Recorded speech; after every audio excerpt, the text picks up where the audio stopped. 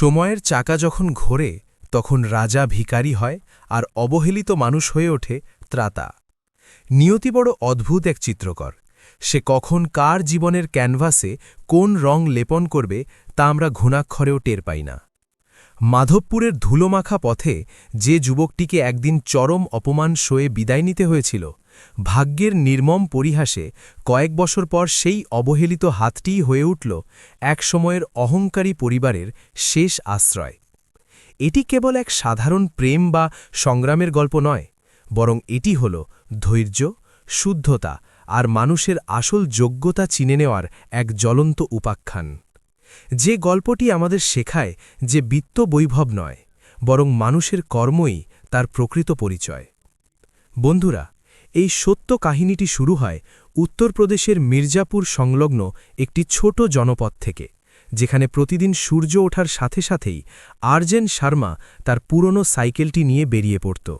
সাইকেলের ক্যারিয়ারে শক্ত করে বাঁধা দুধের ড্রাম, হ্যান্ডেলে ঝুলানো স্টিলের মাপার মগ আর অবিরাম প্যাডেল চালানোর সময় তার মুখে ফুটে থাকত সেই চিরচেনা আত্মবিশ্বাস যে আজকেও হাড় ভাঙা খাটুনি দিয়েই অন্ন সংস্থান করতে হবে, আজও সবার দাঁড়ে দাঁড়ে টাটকা দুধ পৌঁছে দিতে হবে।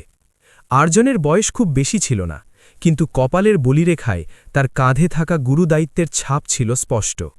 বাড়িতে বাবা পক্ষাঘাতগ্রস্ত হয়ে পড়ে থাকতেন, তাই সংসারের পুরো ভার ছিল তারই ওপরে। সে খাটাল থেকে দুধ কিনত, তাতে সামান্য লাভ যোগ করত এবং গলি গলি ঘুরে বিক্রি করত। পাড়ার কেউ তাকে চোর বলত না, কেউ খুব সৎ বলেও ডাকত না। সবাই তাকে স্রেফ দুধওয়ালা আরজান হিসাবেই চিনত। কিন্তু মির্জাপুরের এক বিশাল অট্টালিকার সামনে গেলেই তার সাইকেলের গতি মন্থর হয়ে আসত। গলার স্বর কিছুটা নিচু হতো আর চোখ দুটো অজান্তেই দোতলার জানালার দিকে খুঁজে ফিরত কাউকে। সেই বাড়িটি ছিল প্রতিপত্তিশালী বাজপেয়ী পরিবারের। সেখানে থাকত মনিকা বাজপেয়ী। মনিকা শিক্ষিত ছিল, শহরের বড় কলেজে পড়ত এবং নিজের আদর্শের ব্যাপারে ছিল পাহাড়ের মতো অটল। সে কোনো প্রকার মিথ্যা বা ভেজাল সহ্য করতে পারত না, সামনে যেই থাকুক না কেন। আর্জুন যখনই সেই বাড়িতে দুধ দিতে যেত, অধিকাংশ দিন মনিকাই বাইরে আসত এবং পাওনা চুকিয়ে দেওয়ার আগে তার কড়া নজর যেত ড্রামের ভেতরে সাদা তরলটির দিকে। আজ কি আবার জল মিশিয়ে দুধ পাতলা করেছ? তার প্রশ্ন ছিল তীরের মতো সরাসরি, কোনো রকম রাগ ঢাক ছাড়া। আর্জুন একটা ম্লান হাসি দিয়ে বলতো, ম্যাডাম, বাজার দর তো আপনার জানাই আছে, একদম খাঁটি চাইলে সেটার দাম আলাদা দিতে হবে। এখান থেকেই তাদের প্রতিদিনের বাগবিতণ্ডা শুরু হতো।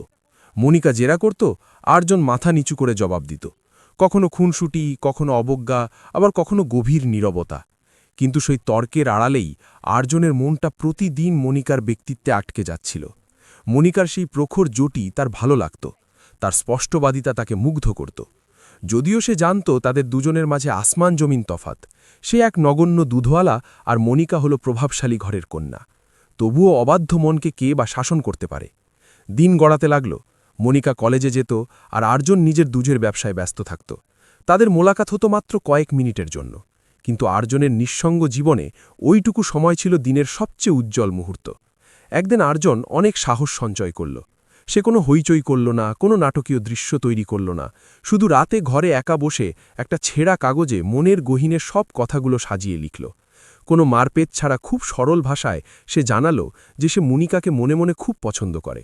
সে প্রতিদিন কেবল দুধ দিতে ওই বাড়িতে যায় না, বরং তাকে এক পলক দেখার তৃষ্ণায় যায়। সে কোনো বিয়ের অঙ্গীকার বা জোর খাটানোর কথা লেখেনি, শুধু মনের লুকানো সত্যটা প্রকাশ করেছিল। পরের দিন সকালে সে সেই চিঠিটা দুধের মগের নিচে সাবধানে চেপে রেখে দিয়ে এলো। মনিকা চিঠিটা পড়ল। তার চেহারায় কোনো প্রতিক্রিয়া দেখা গেল না, কিন্তু ভেতরে ভেতরে একটা বড় ঝড় বয়ে গেল। সে চিঠিটা নিয়ে গিয়ে তার বাবা উমেশ বাজপেয়ীর হাতে ধরিয়ে দিল। বিকেল গড়ানোর আগেই বাড়ির সবাই সব জেনে গেল। পরের দিন আর্জুন যখন দুধ দিতে পৌঁছালো, তখন দুধ নেওয়ার জন্য কোনো মগ এলো না। দরজা সশব্দে খুলে গেল এবং সামনে জমের মতো দাঁড়িয়েছিলেন স্বয়ং উমেশ বাজপেয়ী। তুই কি সেই ধৃষ্ট যুবক? কণ্ঠস্বরে রাগের চেয়েও ঘৃণা আর তুচ্ছতাচ্ছিল্য বেশি ছিল। আর্জুন কিছু বলার সুযোগ পাওয়ার আগেই তার গালে একটি প্রচণ্ড থাপ্পড় পড়ল। তারপর আবার আশেপাশে লোক জড়ো হয়ে গেল। কথাগুলো ছিল বিষাক্ত তীরের মতো, আর হাতের আঘাত ছিল নির্দয়। তোর নীচ জাতের স্পর্ধা কি করে হলো আমার মেয়েকে চিঠি লেখার? সামান্য দুধওয়ালা হয়ে তুই রাজকন্যার স্বপ্ন দেখিস? আর্জুনকে জনসমক্ষে মারা হলো, অপমানজনকভাবে ধাক্কা দেওয়া হলো আর শেষে তার মুখের ওপর কিছু টাকা ছুঁড়ে মারা হলো। আজকের পর যদি তোকে এই তল্লাটে দেখা যায় তবে সোজা জেলের ঘানি টানতে হবে। আর্জন সেই অপমানের পাহাড় মাথায় নিয়ে ঠাঁই দাঁড়িয়ে রইল। সে চিৎকার করে কাঁদল না, পাল্টেও কিছু বলল না, শুধু অপরাধীর মতো মাথা নিচু করে সব সইল। কিন্তু কাহিনীর ক্লাইম্যাক্স এখানেই শেষ হওয়ার ছিল না। সেই কুৎসিত ঘটনার পর গোটা মহল্লায় খবর রাষ্ট্র হয়ে গেল, দুধওয়ালা ছেলেটি লম্পট, সে মেয়েদের উত্ত্যক্ত করে। একে একে সব কাস্টমার তার থেকে দুধ নেওয়া বন্ধ করে দিল। যে গলি দিয়ে সে প্রতিদিন বুক ফুলিয়ে চলত, সেই চেনা মানুষগুলোই এখন তাকে ঘৃণা ভরে মুখ ফিরিয়ে নিত। ঘরেও বাবার প্রশ্নের সম্মুখীন হতে হলো। অসুস্থ বাবা কিছু না বললেও তার অশ্রুসজল চোখগুলো আর্জনের হৃদয়ে রক্তক্ষরণ ঘটাচ্ছিল। সেই দীর্ঘ রাতটি আর্জন চোখের পাতা এক করতে পারেনি। সে প্রথমবারের মতো হাড়ে হাড়ে অনুভব করল যে দারিদ্র্য কেবল অর্থের অভাব নয়, দারিদ্র্য হল সম্মানহীনতার এক অতল গহ্বর। তৃতীয় দিন ভোরে সে আর দুধের ড্রাম হাতে নিল না। সে নিঃশব্দে ঘর ছাড়ল, কাউকে কিছু না বলে, কোনো বিদায় না নিয়ে।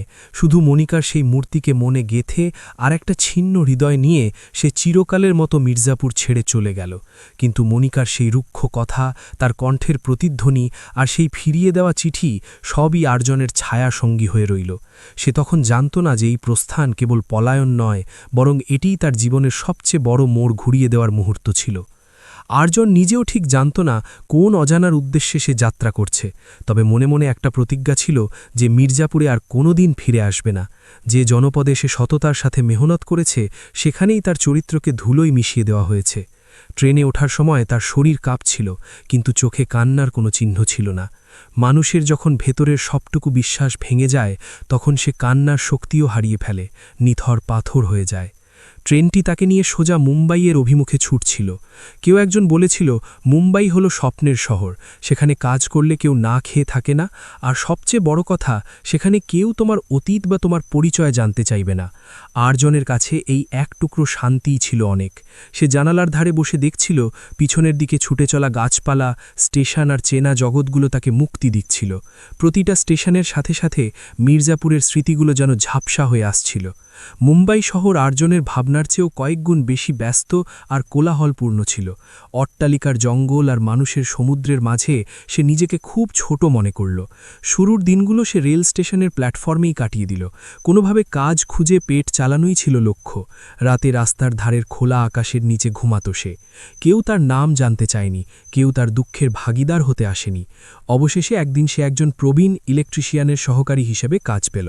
তার কাজ ছিল তারগুলো ধরে রাখা, যন্ত্রপাতি এগিয়ে দেওয়া আর মুই সামলানো। ধীরে ধীরে সে কাজটা রপ্ত করে ফেলল। দিন পাল্টে সপ্তাহ হল, সপ্তাহগুলো মাস। আর্জন এখন আর অবহেলিত দুধওয়ালা ছিল না। সে মুম্বাইয়ের এক দক্ষ এবং পরিশ্রমী কারিগর হয়ে উঠেছিল। দেখতে দেখতে 3টে বছর পার হয়ে গেল। এখন আর্জন নিজেই কাজের কন্ট্রাক্ট নিতে শুরু করেছে। পকেটে এখন সচ্ছলতা এসেছে। মাসে ভালো অঙ্কের টাকা আয় হতো তার। মাথা গোজার জন্য একটা ছোট্ট কামরাও জুটেছিল। তবে সবচেয়ে বড় কথা, সে তার হারানো আত্মসম্মান ফিরে পেতে শুরু করেছিল। তবুও একটা ক্ষত এখনও শুকায়নি। প্রতি রাতে ঘুমানোর আগে তার মনিকার সেই তীব্র চাহনি মনে পড়ত। কোনো ঘৃণা বা অভিযোগ নয়, শুধু একটা আক্ষেপ কাজ করত যে যদি সেদিন তার পকেটে টাকা থাকত, তবে কি পরিণামটা অন্যরকম হতে পারত। একদিন মুম্বাইয়ের পশ এক বড় অ্যাপয়েন্টমেন্ট থেকে ডাক এলো কাজ করার জন্য। সেটা ছিল খুব অভিজাত আর নিরিবিলি একটা ফ্ল্যাট। আর্জন নিবিষ্ট মনে ওয়্যারিং চেক করছিল। ঠিক তখনই তার দৃষ্টি গেল সামনে ঘর পরিষ্কার করতে থাকা একটা মেয়ের দিকে। তার হাত যেন অসাড় হয়ে গেল। বুকের ভেতর হৃৎস্পন্দন অস্বাভাবিকভাবে বেড়ে গেল। সেই একই মুখচ্ছবি, সেই চেনা চোখ, সেই কাজ করার ধরন। কয়েক মুহূর্তের জন্য তার মনে হল হয়তো সে দিবাস্বপ্ন দেখছে। সে নিজের চোখ কচলে আবার তাকাল। না, সে ভুল করেনি। সেই ছিল মনিকা, অবিকল সেই মনিকা। কিন্তু এ কি করে সম্ভব? বাজপেয়ী পরিবারের রাজকন্যা এখানে অন্যের বাড়িতে ঝাড়ু দিচ্ছে। মেয়েটি একবার আর্জনের দিকে তাকাল, কিন্তু সেখানে কোনো চেনার আভাস ছিল না। একেবারে সাধারণ একজন আগন্তুকের মতো দৃষ্টি। আর্জন সারাদিন কাজ করলেও তার মন পড়ে রইল ওই মেয়েটির ওপর। কাজ প্রায় শেষ, সন্ধ্যা ঘনিয়ে এসেছে। আর্জন আর নিজেকে সামলাতে পারল না। খুব নিচু গলায় ডেকে উঠল, ম্যাডাম। মেয়েটি কাজের মাঝখানে থমকে দাঁড়িয়ে ফিরে তাকাল। কিছু বলবেন? একটা প্রশ্ন করতে পারি? আর্জন কম্পিত স্বরে বলল। হ্যাঁ, বলুন। আর্জন বুক ভরে দম নিয়ে জিজ্ঞেস করল, আপনার বাড়ি কি মির্জাপুরে? মেয়েটির ঠোঁটের কোণে একটা ম্লান হাসি দেখা দিল। না, আমার নাম কাজল। আর্জন বিমূঢ় হয়ে গেল। কাজল জিজ্ঞেস করল, আপনি ওভাবে আমার দিকে তাকিয়ে আছেন কেন? আর্জন আমতা আমতা করে বলল, না মানে, আপনাকে দেখতে ঠিক আমার খুব চেনা একজনের মতো লাগছে, একদম হুবহু মিল। কাজল হাসল, তবে সেই হাসিতে ছিল চাপা ব্যথা। সে বলল, এই বিশাল পৃথিবীতে একই চেহারার মানুষ থাকেই, হয়তো আপনি ভুল করছেন। কথা সেখানেই চুকে গেল, কিন্তু আর্জনের মন মানল না। পরের দিনও সে ওই বাড়িতে এলো, বারবার কাজলের চলন বলন লক্ষ্য করতে লাগল। সে বুঝতে পারছিল এই মেয়েটি মিথ্যে বলছে। তার কথা বলার ধরন, তার আভিজাত্য মাখা চাহনি, সবই মনিকার কথা মনে করিয়ে দিচ্ছিল। শুধু তফাৎ এইটুকুই ছিল যে মির্জাপুরের সেই অহংকারী মনিকার চোখের জ্যোতি হারিয়ে গিয়ে সেখানে জায়গা করে নিয়েছে সীমাহীন ক্লান্তি। একদিন বিকেলে চা বিরতির সময় আর্জন হুট করে বলে ফেলল, যদি আপনি মনিকা না হন, তবে আমার জীবনের সবচেয়ে বড় বাস্তব সত্যটা এখন আমার সামনে দাঁড়িয়ে মিথ্যে কথা বলছে। কাজল তার চোখের দিকে তাকাল, একটা দীর্ঘশ্বাস ফেলে বলল, কখনো কখনো নিজের অতীত মুছে ফেলার জন্য মানুষকে নিজের নামটাও পাল্টে ফেলতে হয়। আর্জনের শরীরে একটা শীতল স্রোত বয়ে গেল। তার মানে আপনি মনিকা?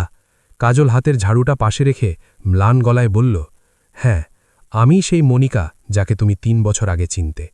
সেই মুহূর্তেই মুম্বাইয়ের সব কোলাহল যেন নিস্তব্ধ হয়ে গেল, আর আর্জনের জীবন আবার সেই জীর্ণ মোড়ে ফিরে এলো, যেখান থেকে সে একদিন নিগৃহীত হয়ে পালিয়েছিল। আর্জনের নিঃশ্বাস ভারী হয়ে আসছিল। যে দুঃসহ স্মৃতি ভুলে থাকতে সেই মহানগরীর ভিড়ে নিজেকে লুকিয়েছিল, সেই স্মৃতিই আজ তার সামনে এক বিধ্বস্ত রূপে দাঁড়িয়ে। মনিকা নয়, একসময়ের সেই দাম্ভিক রাজকন্যা আজ ঘর মুছার কাজ করছে।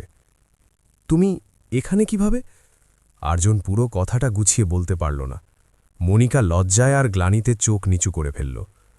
মুম্বাইয়ের এই ঘিঞ্জি গলিতে আমার পরিচয় কেবল একজন সাধারণ কাজের মেয়ে হিসাবেই, সে ধরা গলায় বলল। আর্জন কিছুক্ষণ পাথরের মতো দাঁড়িয়ে থেকে জিজ্ঞেস করল, তোমার বাবা কেমন আছেন? মনিকার চোখ দিয়ে টলমল করে জল গড়িয়ে পড়ল। বাবা পক্ষাঘাতে শয্যাশায়ী, মা দিনরাত ওনার মাথার কাছে বসে থাকেন। আমরা মা মেয়ে দুজনে মিলেই সংসার টানার আপ্রাণ চেষ্টা করছি। আর্জন চারদিকে শূন্য দৃষ্টিতে তাকাল। যে বিলাসবহুল বাড়িতে সে কাজ করতে এসেছে, সেই প্রাসাদে মনিকা আজ পরিচারিকা। যে মেয়েটি একসময় সামান্য দুধের বিশুদ্ধতা নিয়ে আর্জনকে নাজেহাল করত, আজ সে পেটের দায়ে মুখ বুজে অপরের হুকুম তামিল করছে। কিন্তু এসব বিপর্যয় কিভাবে ঘটল? আর্জনের গলার স্বর কান্নায় বুঝে আসছিল। মনিকা দেয়ালে পিঠ ঠেকিয়ে বিষাদমাখা কণ্ঠে বলতে শুরু করল, যেদিন তোমাকে অন্যায়ভাবে অপমান করে তাড়ানো হয়েছিল, সেদিন থেকেই আমাদের ভাগ্যাকাশে শনির দশা শুরু হয়। সে জানাল কিভাবে তার বাবা ব্যবসায় বড় লোকসান করেন, কিভাবে তাদের পৈতৃক ভিটেমাটি দেনার দায়ে নিলাম হয়ে যায়, আর তাদের আত্মীয় স্বজনরা মুখ ফিরিয়ে নেয়। পরিস্থিতি এমন হয়েছিল যে দুবেলা খাওয়ার জোগাড় করাই কঠিন হয়ে পড়েছিল। মির্জাপুর ছাড়ার পর তারা এই মুম্বাই শহরে ভাগ্য পরীক্ষা করতে এসেছিল, কিন্তু এখানেও তাদের জীবন কেবল অন্ধকারের গলি খুঁজে পেয়েছে। আমি তোমাকে অনেক খুঁজেছিলাম আর্জন, মনিকা অশ্রুসিক্ত কণ্ঠে বলল, শুধুমাত্র হাত জোড় করে ক্ষমা চাওয়ার জন্য, কিন্তু মির্জাপুরের ধুলোয় তোমার কোনো চিহ্নও অবশিষ্ট ছিল না। আর্জন মাথা নিচু করে দাঁড়িয়ে রইল। আমি আমার নিজের অস্তিত্ব নিয়েই লজ্জিত ছিলাম, সে বলল। আমার মনে হয়েছিল আমি আর কারোর চোখে চোখ রাখার অধিকার রাখি না। সেই ঘরটিতে কয়েক মুহূর্তের জন্য ভারী নিস্তব্ধতা বিরাজ করল। তারপর আর্জন মনিকার দিকে সরাসরি তাকিয়ে বলল, তোমার কি মনে আছে তুমি আমার যোগ্যতাহীনতা নিয়ে প্রতিদিন খোঁটা দিতে? মনিকা হু হু করে কেঁদে ফেলল। আমি ভুল ছিলাম আর্জন, সে কান্নারত স্বরে বলল। আমি বড্ড দেরিতে বুঝেছি যে মানুষের আসল মর্যাদা তার পকেটে নয়, তার চরিত্রে থাকে। আর্জন তার দিকে করুণ চোহে তাকাল। এখনও কি তুমি সেই একই কথা ভাবো? মনিকা উত্তর দিতে পারল না। এখন আমার কোনো দম্ভ নেই, সে বলল। এখন আমি কেবল এক অসহায় সত্যি হয়ে তোমার সামনে দাঁড়িয়ে আছি। এই কথাগুলো আর্জনের হৃৎপিণ্ডে তীরের মতো বিঁধল। সেই রাতে আর্জন তার নিজের ডেরায় ফিরল না। সে মনিকার সাথে তাদের সেই জীর্ণ বস্তির ঘরে গেল। মনিকার বাবা আর্জনকে দেখে চিনতে পারলেন। তিনি তার কাঁপা কাঁপা হাত বাড়িয়ে আর্জনের মাথায় রাখলেন। মা কাঁদতে কাঁদতে আর্জনের হাত ধরে বললেন, বাবা, আমরা সেই দিনগুলোতে খুব অবিচার করেছিলাম তোমার ওপর। আর্জন নিজেকে সামলাতে পারল না, সে হাঁটু গেড়ে বসে পড়ল। আমিও সেই দিনগুলোতে মানসিকভাবে মরে গিয়েছিলাম, সে বলল।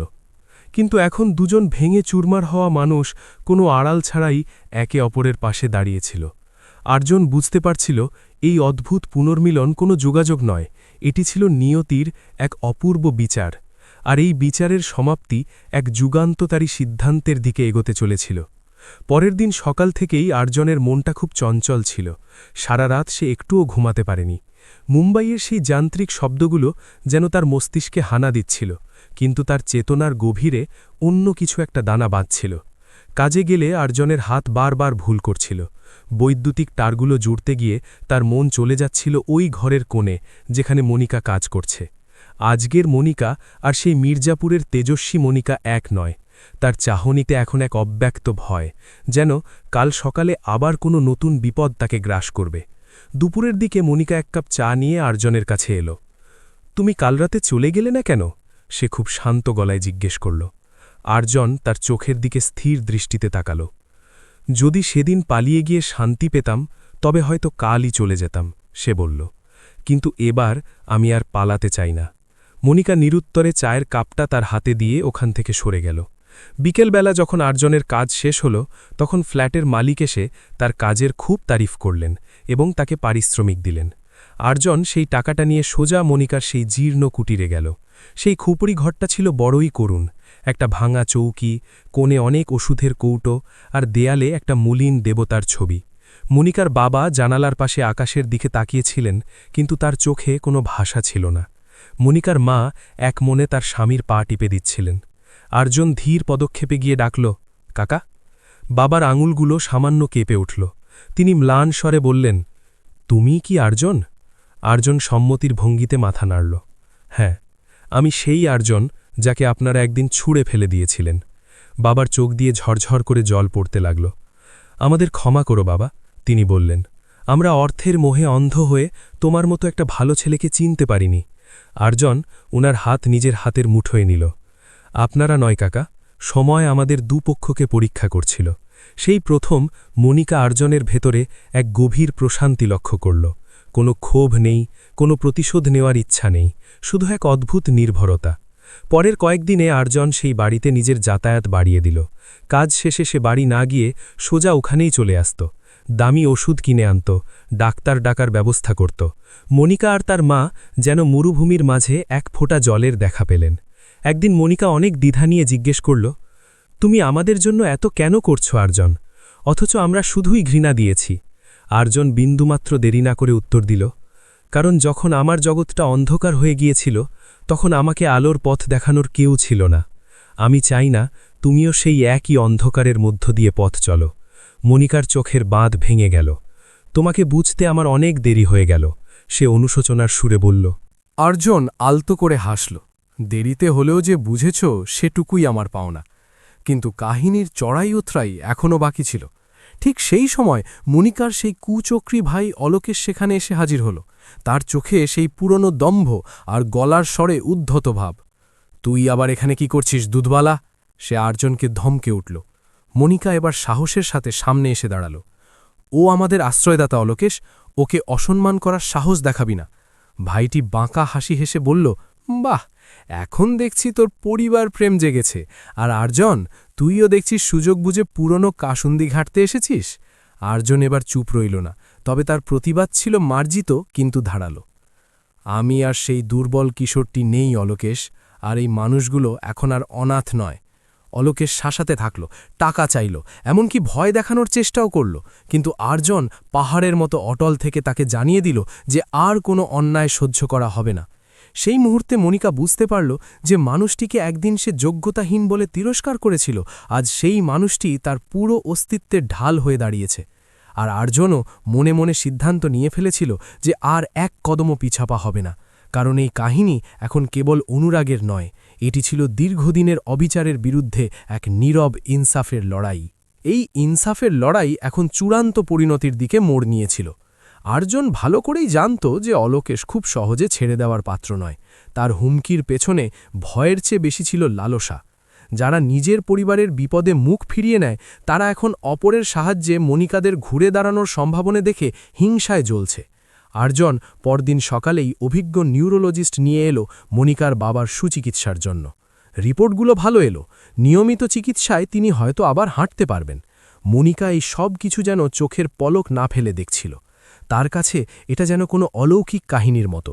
যে মানুষটিকে তার বাবা একদিন বাড়ি থেকে তাড়িয়ে দিয়েছিলেন, সেই মানুষটিই আজ নিঃস্বার্থভাবে তাদের সমস্ত দায়িত্ব কাঁধে তুলে নিয়েছে। আর্জন, আমি তোমার উপর এত ঋণের বোঝা কেন চাপাচ্ছি? একদিন মনিকা অসহায় হয়ে জিজ্ঞেস করল। আর্জন তার হাত দুটি শক্ত করে ধরে শান্ত স্বরে বলল, যে ঋণে ভালোবাসার স্বাদ থাকে তাকে বোঝা মনে করতে নেই। সেই রাতে মনিফা নিজেকে আর ধরে রাখতে পারল না। সে ফুপিয়ে ফুপিয়ে অনেকক্ষণ কাঁদল, না কোনো চাপে পড়ে, না কোনো লৌকিকতায়, বরং নিজেকে হালকা করার জন্য। আমি সত্যি অন্ধ ছিলাম আর্জন, সে বলল। আমি কেবল বাইরের চাকচিক্যকেই আভিজাত্য ভেবে ভুল করেছিলাম। আর্জন তার অশ্রু মুছিয়ে দিয়ে বলল, আমি তোমাকে কোনো দিন ভুল ভাবিনি মনিকা। আমি শুধু বিধাতাকে দোষ দিয়েছিলাম যে তিনি কেন আমাকে এই বৈষম্যের জগতে পাঠালেন। কিন্তু ঝড় এখনও শান্ত হয়নি। দুদিন পর হঠাৎ পুলিশ এলো মনিকাদের সেই ঘরে। অভিযোগ দায়ের করা হয়েছে অকেজো ভিটেমাটি এবং অননুমোদিত কাজের বিরুদ্ধে। মনিকা বুঝে গেল অলোকেশ তার শেষ চাল চালছে। তার মা কান্নায় ভেঙে পড়লেন। বাবার প্রেশার বাড়তে লাগল। আর্জন এবার সামনের সারিতে এসে দাঁড়াল। সে তার তৈরি করা সব আইনি নথিপত্র, চিকিৎসার ব্যবস্থাপত্র আর ভাড়ার বৈধ কাগজগুলো পুলিশের হাতে তুলে দিল। আর্জন আগে থেকেই সব গুছিয়ে রেখেছিল। পুলিশের অফিসাররা সব দেখে সন্তুষ্ট হলেন এবং মনিকাদের নিরাপত্তার আশ্বাস দিয়ে অলোকেশকে শাসিয়ে চলে গেলেন। মনিকা এবার আর্জনের বুকে মাথা রেখে অঝরে কাঁদতে লাগল। আজ তুমি না থাকলে আমরা পথে বসতাম আর্জন। আর্জন শুধু তার মাথায় হাত বুলিয়ে বলল, আমি তো তোমার অপেক্ষাতেই এই 3টে বছর বেঁচেছিলাম। ধীরে ধীরে মনিকাদের জীবনে বসন্তের হাওয়া বইতে শুরু করল। বাবার শরীর অনেক সুস্থ হয়ে উঠল। মায়ের মুখের হারানো হাসি ফিরে এলো। একদিন গধূলির আলয় মনিকা নিজেই আর্জনের কাছে গিয়ে জিজ্ঞেস করল, আর্জন, তুমি কি এখনও আমার সেই পুরনো রূপটিকে ঘৃণা করো? আর্জন তার দুহাত ধরে বলল, আমি কোনো দিন ঘৃণা করিনি মনিকা। আমি কেবল তোমার সঠিক সময়ের অপেক্ষায় ছিলাম। খুব সাধারণভাবে কোনো আড়ম্বর ছাড়াই পাড়ার এক ছোট মন্দিরে দুজনে মিলে একসাথে জীবন শুরু করার অঙ্গীকার নিল। কোনো রাজকীয় আয়োজন ছিল না, কোনো দামি হীরা জহরত ছিল না। ছিল কেবল 7 পাকের পবিত্র বন্ধন আর একে অপরের প্রতি অটুট বিশ্বাস। আজ আর্জন আর মনিকা এক ছাদের নিচে সুখে শান্তিতে বসবাস করে। সেখানে কোনো উঁচু নিচুর ভেদাভেদ নেই, কোনো বিত্তের অহংকার নেই। আছে শুধু দুজন মানুষ যারা নিজেদের হারিয়ে আবার নতুন করে খুঁজে পেয়েছে। জীবনের গতিপথ বড়ই বিচিত্র। কখনো কখনো সব কেড়ে নিলেও ভাগ্যের চাকা ঘুরে একসময় সবটুকু সম্মান আর ভালোবাসা ফিরিয়ে দেয়। বন্ধুরা, এই কাহিনী থেকে আমাদের জীবনের একটি অমূল্য শিক্ষা পাওয়া যায়। মানুষের আসল পরিচয় তার পেশা বা তার ব্যাংক ব্যালেন্স দিয়ে হয় না, বরং তার কাজ, তার ধৈর্য আর তার শুভ কামনার মধ্য দিয়ে ফুটে ওঠে। অনেক সময় আমরা কাউকে তুচ্ছ বলে মনে করি তার দারিদ্র্যের কারণে, কিন্তু সেই মানুষটি সংকটের সময় আমাদের সবচেয়ে বড় সহায় হয়ে দাঁড়ায়। ভালোবাসা যদি নিষ্কাম আর খাঁটি হয়, তবে তা যে কোনো পাহাড়সম বাধাকেও গুড়িয়ে দিতে পারে। এবার আপনার কাছে একটি প্রশ্ন। আপনার আচরণে যদি কেউ কখনো মনে আঘাত পেয়ে থাকে, তবে কি আপনি তার কাছে ক্ষমা চেয়ে তাকে আবার মর্যাদা দেওয়ার মতো উদারতা দেখাবেন? আর যদি কেউ আপনার চরম দুঃসময়ে পাশে দাঁড়িয়ে থাকে, তবে কি আপনি তাকে আজ উপযুক্ত সম্মান দিচ্ছেন? যদি এই কাহিনীটি আপনার মনকে ছুঁয়ে থাকে, তবে অবশ্যই লাইক ও শেয়ার করবেন। আর এইরকমই বাস্তবধর্মী ও প্রেরণামূলক গল্পের জন্য আমাদের সাথে যুক্ত থাকুন। দেখা হবে পরবর্তী কোনো নতুন অনুভবের গল্পে। ততক্ষণ ভালো থাকুন, সুস্থ থাকুন। ধন্যবাদ।